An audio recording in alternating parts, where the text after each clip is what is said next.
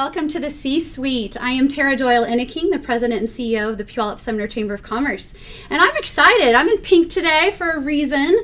Recently, the city of Puyallup has named the month of March as Women History Month.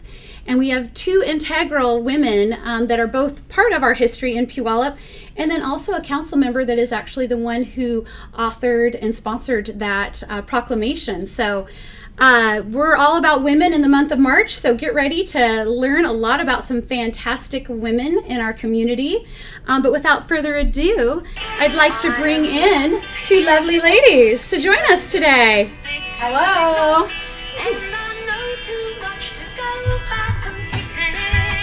That's great. We got a little bit of I Am Woman, Hear Me Roar here. Yeah. All right. I got to get to the chorus here. Come on.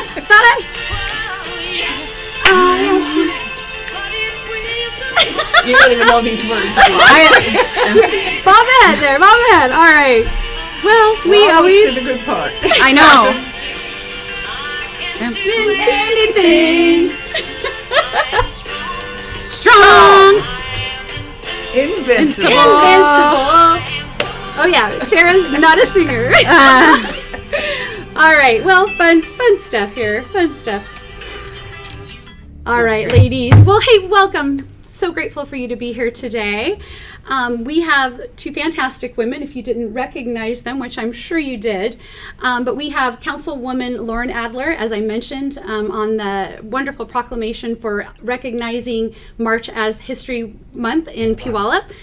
She also is the Government Relations Director for Elevance Health, which we'll hear about shortly, and for quite some time was a senior advisor to one congressional Congressman Denny Heck. So a fantastic resume, well equipped to be a leader here in Puyallup, and we are so excited to have her. And then we kind of flip it. If we're going to talk history of Puyallup, there are some women in this community, many of them, but probably not as many as accoladed as really paving some, as a true pioneer. She loves when I say that. Really paving the way for women in Puyallup specifically. So certainly recognized and respected as a leader. But when you really kind of put that female cap on, there's quite a bit she did to pave the way for women today, like Councilwoman Lauren Adler, to be here. So Kathy Turner, 18 years serving on Puyallup City Council, also 3 terms as mayor. So our most longest standing mayor, female mayor here, and I think one of only 3 or 4 up until recently. Only 3 mayors. All that time. Wow. Okay. And a businesswoman. So we've got 2 women, great representatives representing the wonderful month of March. So welcome. Thank you. Thank you for having us. Absolutely. We have, let's start with you, Councilwoman Adler. This proclamation, in 89 or 87, National Women's History Month was observed, starting in 1987 by the U.S. Congress. So thank you for getting Puyallup on board here to recognize this as well. Do you want to tell us a little bit about how that came to be?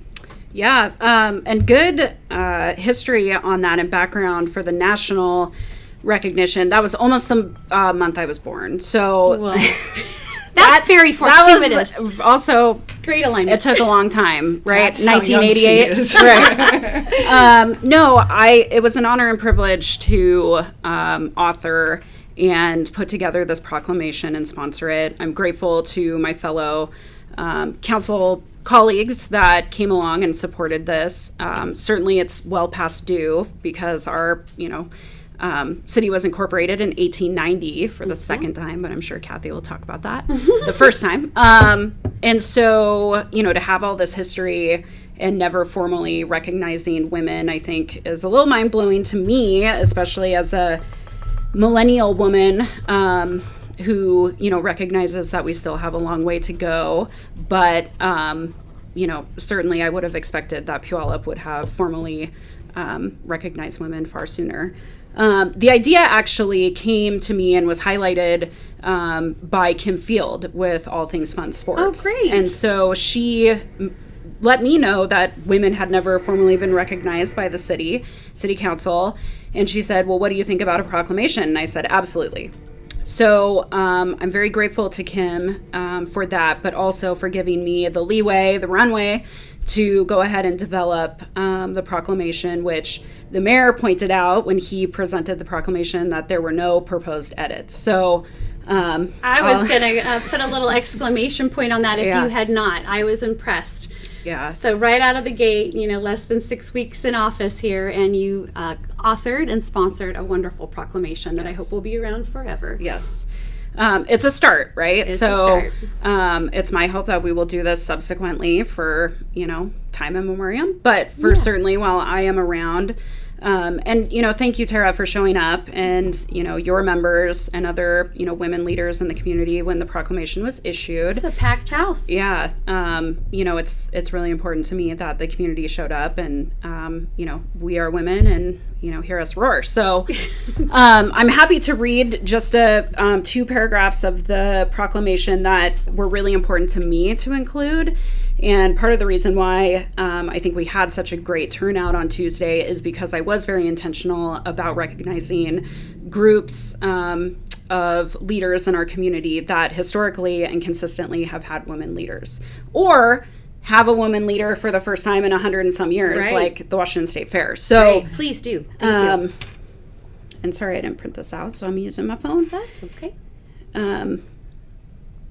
So I'll read this second paragraph, which also was really important to me to highlight the fact or the number of female city employees that we have, and then as well as the number of female small business owners.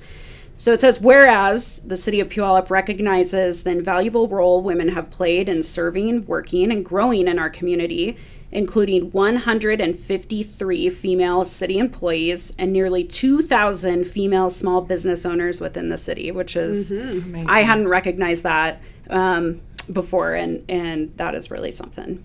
And then again, just the second paragraph in this that was really intentional and important to me states, whereas this includes female Puyallup Tribe of Indian leaders, City of Puyallup female veteran and active duty members, female police officers and first responders, female athletes, female mayors, female city council members, a female municipal court judge, female state representatives, female school district superintendents, female community college presidents, female chamber of commerce leaders, and the first female chief executive officer of the Washington State Fair in its history. Yes. So, Renee McLean. Yeah. So, I really think that paragraph, really reflects that despite, it taking forever for this proclamation to get issued, we've actually had women leaders, and Kathy is a testament to that, for decades. Support for them. So it is my honor, and like I said, it's a first step. Wonderful. Well, one of the highlights of the evening, aside from being somebody who got to, go up and receive the proclamation and be acknowledged, was Kathy Turner's follow-up speech to it, because, again, she could point to, prior to her, history of women in Puyallup, and I think some of the factoids were entertaining, to say the least. Shocking in some cases, but really kind of goes a bit to show you where we've gone and where we're at now, and how much progress have we made or not is sort of how you left it. But if you have any excerpts from that or highlights, I would love for you to share that. Well, I think some of the facts are interesting, but before I share that, what I'd like to say is how important it is that we've elected someone like Lauren to this council. I mean, number one, she is a new generation, and I did have to chuckle just a little bit when she said we have such a long ways to go, because since I've been elected in '94, I think we've come so far, but we really haven't. And I think sometimes that's what's frightening, is when you step back and you realize how long it's been since these people have been acknowledged. And so I would really, really be wrong if I just didn't say, this woman, one of her first actions on council was to bring this proclamation forward. I wouldn't have done that my first month in office. So I think that shows, number one, that she has the education and the service to community, but the background in government that puts her ahead of many people. And we have a great leader here, and so I thank her for honoring us. Second that, absolutely. So fortunate. We really are. And you have to think about the way the city was incorporated in 1888, which there was a mayor then also, but that was found to be illegal. So the actual incorporation of our city was 1890. And since that time, yes, I was just the second woman mayor in the city, and Julie Dorr was the third. It's 134 or 136 years, where you want to count from. We've only had 3 female mayors. I think that's sad, but when you look at the council, they have 3 council members this year, this time, that are female, and this is only the fourth time that we've had 3 women serving at the same time. We've never had a majority of women on the council. Think what we could get done if we did. We've only had 1 female city manager, we've only had 1 female city attorney, and we've only had 1 female judge. So when you think about those things and you think about how things have changed, and just to kind of give you an idea, how many doctors were in the audience? Right. Dr. Michelle Johnson. I've missed a couple now because I have the other list, but there were, I think, 5 Dr. women. Julie White and Chaya Flores, Dr. the new Pierce. Right. And it just really is amazing that we haven't taken this opportunity annually to share those figures. When you said 2,000 women business owners in the city of Puyallup, we have a lot to be proud of, and we have a lot to celebrate. So we have to continue doing that and moving forward. I agree.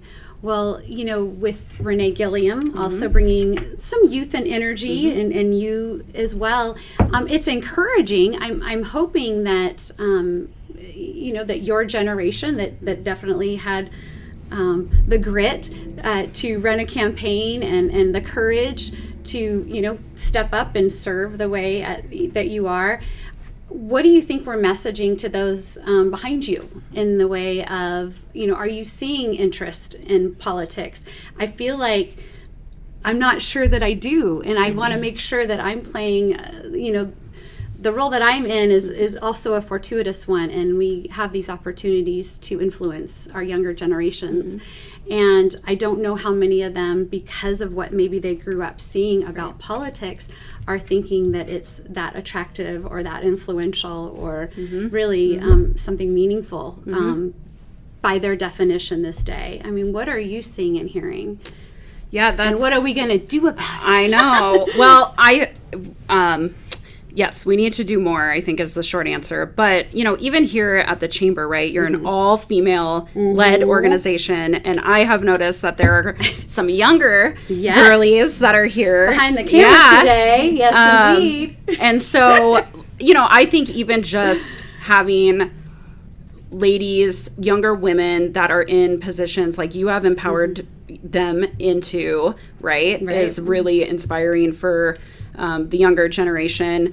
I actually think that increasing the number of women wherever we can obviously is a great opportunity, because you really you can't understand what you can do if you don't see it, right? So I'm actually really grateful for what I am coining the year of the girly, which was last year, 2023. And a big part of that is because you think back about, and I think about this a lot because I'm a pop culture connoisseur, which is like, you think about what happened last year, and it was the year of Taylor. It was the year of Beyonce. Barbie. It was the year of Barbie, right? And so, I thought that the Barbie movie was terrific and really highlighted, the way in which we really need women to stick together and that women can do anything. Yeah. And I appreciated that so much. And what I went into thinking the Barbie movie was going to be about and what it was were totally far apart. But then I'm thinking about, I went with someone who's 65 years old, and like the movie, what it meant to each of us. Sure. And, in my neighbor's case, it was like, yeah, this has really been such a journey. And then now we see women and how, life has come along that way. And then I think about my mom went with my sister, who is 45, and then my 13 or 15-year-old niece and my 9-year-old niece. And it's like hearing their perspective about the film. But I think what is consistent throughout whatever age you were to see the film is like, wow, there's strength. We need to show up, and it's not just, a boy's world, despite how it may feel. Right. And, Taylor Swift and Beyonce, they went on their major world tours. I was at both. I'm very grateful. And, what they are modeling to younger women, I think is really impressive. And, particularly with Taylor and what, her lyrics say, and even Beyonce, she has a song that I use a lot as my pump up song, and it's called I'm That Girl. And, what they are helping women and younger women recognize is so important. And I think that's the first step, is that it doesn't matter, what adversity might be in your way, you got this. Right. You're going to stand on shoulders of women that come before you, like I do. And, there is opportunity there. Something dawned on me while you were speaking. I certainly feel that there was a generation and a time, and again, just culture does its ebbing and flowing, and certainly we can all point to a time where man and masculinity, there was a way you revered them, and women had their place in office and in business. And certainly over generations, there's been a lot to change that. And I don't feel in my world that I've had men trying to squash me or men trying to hold me back. But I do feel kind of the points you're both making is they're still not necessarily rolling out the red carpet. You have to forge your way, and you're gonna have to make up that proclamation because nobody's gonna do it for you. They're not gonna stop you. They appreciate you. I mean, gosh, I think of your husband and my husband. We really have, men in this community that know we're doing phenomenal things, and that a lot of women are. So I just feel like, again, until they're actually the ones rolling out the red carpet, writing the proclamations, I think that is where the women are feeling like we do need to kind of stand together and keep sort of forging our way. I know that I know we're striking a chord in the community. I know we were striking a chord when we had our very first Women in Business luncheon 5 years ago, and it was, several hundred people for one of our first chamber events, my first year here. From that, we've grew the Blue Scarf Society, which again has over 100 females that are out there mentoring, mentoring, each other, and a leadership development component. I think of all that women getting all of this training and sticking together and supporting our community the way we are. It's exciting. So it's palpable. This month of March, we are for sure going to have plenty of C-suites that are featuring women the entire month. Kathy, was there anything when you sort of think of your leadership journey that you're feeling, because you still serve on boards, from when you think of your fantastic story of getting to where you got to be mayor, but then until now, where are you feeling roadblocks, or are you feeling it's very different, or just again a little bit of a timeline there for you? I think when I started seeing it being different is from the chamber. I served on the chamber board. I don't believe there was ever a woman president when I was on the chamber board. It was always another man. Pioneer effort. And as she talked about the women in business, you had invited me to come last year. And I thought, oh, yeah, women in business. We used to do that. There were 6 of us got together with 3 bottles of wine. And that was women in business. So when I walked into a room with 200 women, I was like, okay, I'm ready. I'm ready to get back involved at some different levels throughout the community, instead of just I still serve with the Arts Downtown, which is very important to me. And I serve on the homeowners boards. That was I got off of mine.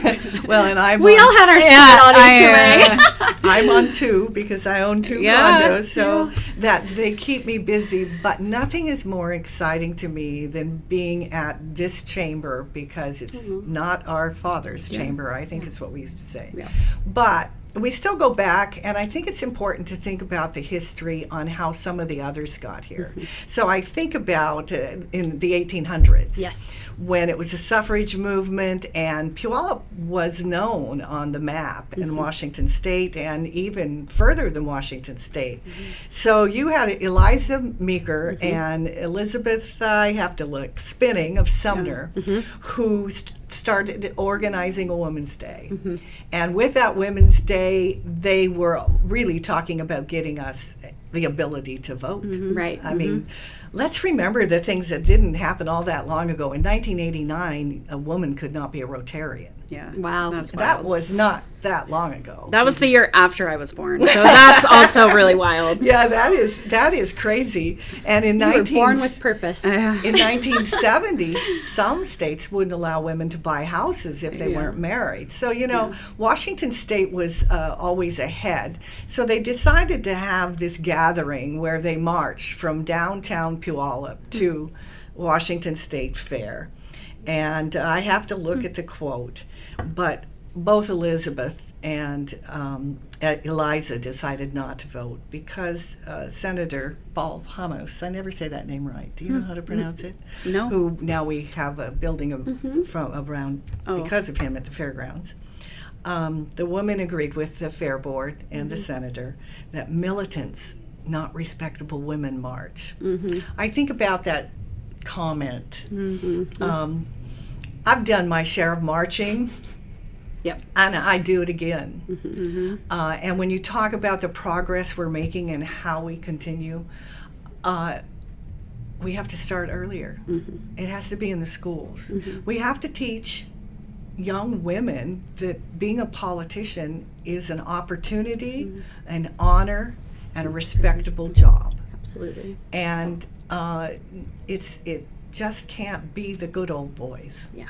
And we still have some steps to make, but I think we're doing a good job. Well, it'll be role modeled now. We know that, Yes, right? yes. Yes. I would be remiss. We're featuring Puyallup, of course, because of the recent proclamation. But boy, do we also love our, Mayor Kathy Hayden and Sumner. Oh, yes. And really, there are some pretty big boy kind of jobs being filled with when you think of Betty Capistani as the economic development director for Pierce County. We think of Meredith Neal here now in director of planning and permitting. These are serious men jobs that are I'm excited and I'm encouraged and I love that these women are taking these roles on and again I don't feel any men trying to stop us. So I really feel it's just prime time. We've got the support of Puyallup and Sumner and fantastic women that just keep forging a fantastic way for us. But I think yes, this next generation is what I think we can all play a role in influencing to continue to do the same. And hey, I like Taylor Swift. Yeah, I know. I didn't know the Beyonce song you guys were playing. I'm a country girl. Well, that's where we can help each other because good. I'm not deep into country, but yeah. Well, I love Taylor Swift, but I'm still a Helen Reddy girl. There you go. That's okay. There we go. Well, history. Yep. Nice. So anything else? What, this is one of our first opportunities. We spoke to you when you were a candidate and now an elected official here. Are there things that kind of are right in front of you that you're getting excited to maybe start to influence or make change or work on as projects with the City of Puyallup? Yeah, that's a good question. I am still learning because while I have a lot of experience, I don't know it all. And so for me, it's really about, I think what I'm really focusing in on right now is access. And what I mean by that, part of that is, I've talked about this when I was a candidate. I wrote about it in my voters guide statement, but I am very passionate about bringing back community meetings or town hall meetings. And, I have, as a, private citizen before I became an elected official, desired to see that in our community. And I think that we're on the right track. I'm grateful to Mayor Castema, who also believes in transparency and ensuring that people feel like they have a voice or they know how to access elected officials. And a good way to start doing that is to have these neighborhood town halls. And back to the earlier point, right? It's hopefully, getting younger folks to come and see government in action and how government should be with feedback and, District 1 residents are my boss. Y'all are my bosses. Right. And so, it's important for me to hear what my bosses have to say and get direction from them. So I think we're close to determining when that's going to be. I think it's likely to be in Q2. So we'll see what happens. But that is something I've been pushing on, like I said, before I even took the oath of office. Certainly housing continues to be top of mind. I think downtown economic development is something I'm still really passionate about, particularly given where I live and where Kathy lives. And so we have some really good opportunities on the horizon for Puyallup and growth and development. And, I think that we'll start to see some of that come together, certainly with the Meeker Festival Street and then the Festival Street that will be on 9th Avenue, running parallel to the fair. So, I have also always said I'm a third generation Puyallup resident. And so that gives me the perspective of our history and, how much people, how deep their roots are in Puyallup and why folks stay here, but also given, that I'm a millennial and the youngest person on council, right? I have an idea or thoughts about what the future will look like given and dictated by what's important to my generation. And so, I think good on past councils to have the foresight for particularly that Festival Street. And, I'm thankful for buildings like mine. And I hope to see more of that because I do think it's conducive to the way that millennials like to live. So, and then always trying to figure out how we help our businesses, right? And the permitting process and ensuring that, again, business owners know where to go. They're hitting a, brick wall. They know how to access the chamber, of course, but let's elevate it. Let's get it done. I'm a person that likes to get to a place of yes. And so that's my commitment in the short term. And the community meetings are so important. I believe they stopped in about 2012. And they shouldn't. They shouldn't have. They shouldn't be political. They should be open to all of the residents in the district that they're being held in. And as we talked about getting younger people involved, that's another way because at the community meetings, some parents bring their kids. I mean, they see. I used to do mock council meetings with the Girl Scouts and the Boy Scouts, and I let them be mayor, and all that has stopped. And but it's also a good opportunity to recruit people for boards and commissions.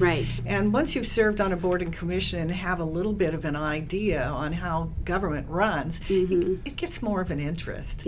So, and there's some great boards and commissions in our city. They don't have to all be just about government. Parks and Rec is a perfect example. Of course, the Planning Commission is much more detailed and really prepares people for council.